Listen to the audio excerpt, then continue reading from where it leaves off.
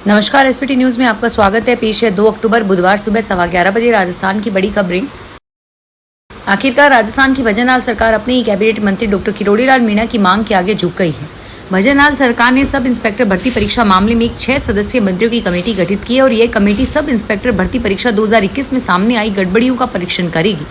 इसके अलावा चिकित्सा मंत्री गजेंद्र सिंह खीवसर और जनजातीय क्षेत्रीय विकास मंत्री बाबूलाल खराड़ी और सार्वजनिक निर्माण राज्य मंत्री मंजू वाघमार समिति के सदस्य होंगे और समिति की कोई समय सीमा तय नहीं की गई है। नई दिल्ली में निवेशकों की बैठक के बाद राजस्थान सरकार ने केंद्र सरकार के स्वामित्व वाले सार्वजनिक क्षेत्र के उपक्रमों के संग मंगलवार को एक कॉन्क्लेव का आयोजन किया। इस दौरान राजस्थान के मुख्यमंत्री शर्मा ने केंद्रीय सार्वजनिक क्षेत्र के उपक्रमों के वरिष्ठ अधिकारियों को संबोधित करते हुए उन्हें राज्य में मौजूद व्यवस्था के बारे में बताया। मुख्यमंत्री के नेतृत्व वाले राजस्थान सरकार के प्रतिनिधिमंडल ने इस अवसर पर 50 से अधिक केंद्रीय सार्वजनिक क्षेत्रों के उपक्रमों के अधिकारियों को नए अवसरों और राज्य सरकार द्वारा क्रियान्वित किए जा रहे प्रमुख अवसरों और बदलावों की जानकारी दी। प्रधानमंत्री नरेंद्र मोदी ने कहा है कि कांग्रेस को ठगी की लत लग गई है। उसके राज में दलाल और दामाद मालामाल हुए हैं। उन्होंने कहा कि ये पार्टी दलित विरोधी है। कांग्रेस ने डॉक्टर अंबेडकर को चुनाव में 2 बार हरवाया। उन्होंने संसद के सेंट्रल हॉल में उनकी तस्वीर तक नहीं लगने दी। पीएम मोदी ने ये बातें हरियाणा में कही। उन्होंने पलवल में नेशनल हाईवे 19 पर गदपुरी टोल प्लाजा के पास मंगलवार 1 अक्टूबर को इस चुनाव की अपनी आखिरी रैली को संबोधित किया। उन्होंने कहा कि जब हरियाणा में हुड्डा की सरकार थी तब किसानों के घर में 2 रुपए मुआवजा का चेक पहुंचा था, जबकि बीजेपी में हजारों रुपए की सम्मान निधि उनके बैंक खातों में पहुंचाई है। राजस्थान के जनगणना रजिस्ट्रार जनरल ने नई प्रशासनिक यूनिट बनाने पर लगी रोक से कुछ छूट दी है और जुलाई में पेश बजट और एप्रोप्रिएशन बिल के दौरान घोषित नए उपखंड और नए राजस्व गांवों को नोटिफाई करने की मंजूरी दे दी है। हालांकि जिलों की बाउंड्री पर जनगणना रजिस्ट्रार जनरल ने किसी तरह की छूट नहीं दी है। अगस्त में चिट्ठी लिखकर राजस्व विभाग ने उपखंड, तहसील और राजस्व गांवों और उनकी बाउंड्री बदलने की लगी रोक से छूट लेने की मांग की थी। राजस्थान सरकार की इस चिट्ठी पर रजिस्ट्रार जनरल की तरफ से जवाब आ गया है।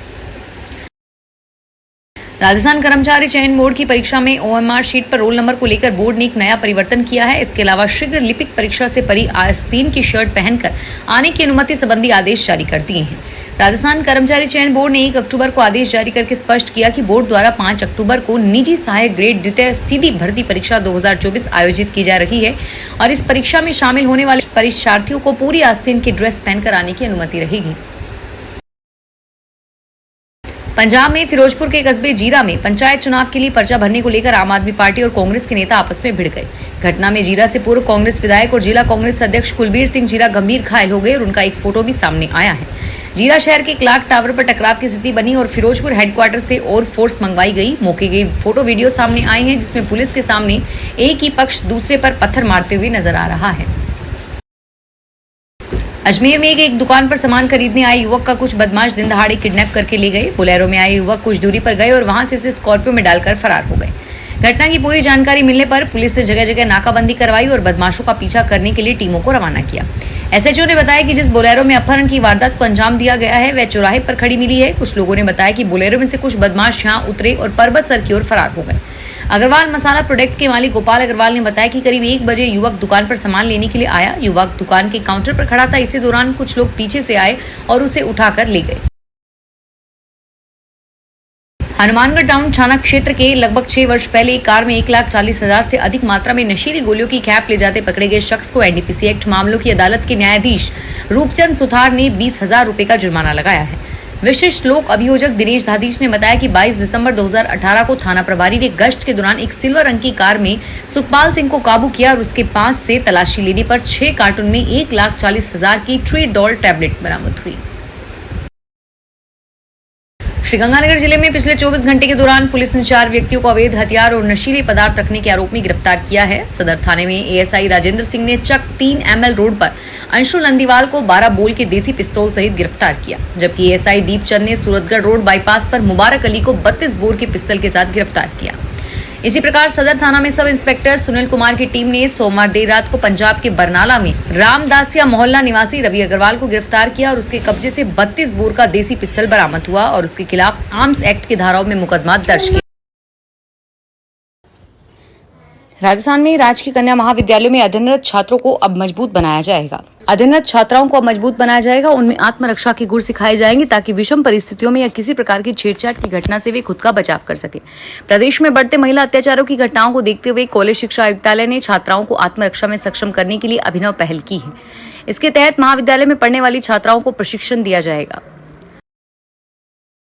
उच्चतम न्यायालय ने आपराधिक मामले में कई राज्यों की ओर से आरोपी की अचल संपत्ति ढहाने के खिलाफ में दायर याचिका पर मंगलवार को सुनवाई पूरी होने के बाद पूरे देश के लिए एक दिशा निर्देश निर्धारित करके अपना फैसला सुरक्षित रखते हुए कहा कि निर्णय आने तक भी उसकी अनुमति में ऐसे मामले में तोड़फोड़ करके रोक जारी रहेगी। न्यायमूर्ति BR गवई और न्यायमूर्ति KV विश्वनाथ की पीठ ने जमीयत उलमा ए हिंद की याचिका पर यह आदेश पारित करते हुए स्पष्ट किया कि हम किसी भी अवैध निर्माण को बचाना नहीं चाहते हैं। पीठ ने कहा कि हम एक धर्मनिरपेक्ष देश है और हमारे निर्देश सभी के लिए होंगे, चाहे वे किसी भी धर्म समुदाय के हों। अगर ये सार्वजनिक सड़क या फुटपाथ या जल निकाय या रेलवे लाइन पर हो तो हमने स्पष्ट किया है कि हम किसी भी अवैध निर्माण को बचाना नहीं चाहते। अगर सड़क के बीच में कोई धार्मिक संरचना है तो चाहे वह गुरुद्वारा हो या दरगाह, मार्ग में बाधा नहीं डाल सकता। कैरेबियाई देश जमैका ने भारत को ज्ञान की राजधानी बताते हुए अपने देश के लोगों के कौशल विकास, क्षमता निर्माण, डिजिटल पब्लिक, जैविक नवान्वेषण, स्वास्थ्य और भारत में प्रौद्योगिकी आधारित समाधान हासिल करने का इरादा जाहिर किया है। प्रधानमंत्री मोदी और जमैका के प्रधानमंत्री एंड्रयू होलनेस के बीच मंगलवार को हैदराबाद हाउस में हुई द्विपक्षीय शिखर बैठक में यह निर्णय लिया गया। बैठक में सामाजिक व आर्थिक परिवर्तन के वास्ते वित्तीय समावेशन के लिए डिजिटल इंफ्रास्ट्रक्चर और खेलों को लेकर आपसी सहयोग बढ़ाने के उद्देश्य से 4 समझौतों पर हस्ताक्षर किए गए। पीएम मोदी ने बैठक के बाद अपने मीडिया वक्तव्य में उनके प्रतिनिधि मंडल का भारत में स्वागत करते हुए कहा कि आज पहली बार जमैका के प्रधानमंत्री भारत की यात्रा पर आए हैं, इसलिए आपका स्वागत है।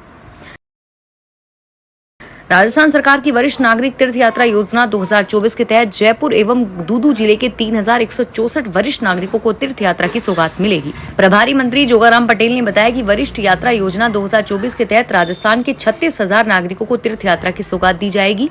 योजना के तहत जयपुर जिले के 1594 नागरिकों को निःशुल्क तीर्थ यात्रा की सुविधा मुहैया करवाई जाएगी।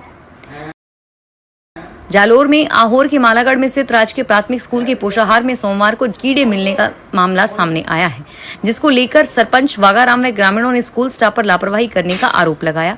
जिसके दूसरे दिन ब्लॉक शिक्षा अधिकारी मनोहर सिंह ने तहसीलदार लादाराम ने मौके पर पहुंचकर पोषाहार का जायजा लिया तो पोषाहार में इल्लिया में कीड़े मिलने पर प्रिंसिपल को हटा दिया गया।